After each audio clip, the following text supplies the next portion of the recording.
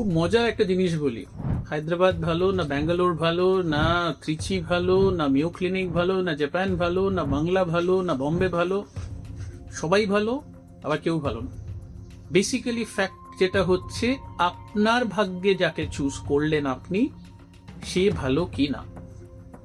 সমস্ত ডাক্তার বহু লোকের জন্য ভালো, আবার কিছু লোকের জন্য ভালো নয়, যাতে ফেলিয়ার হয় তাদের তাই মনে হয়।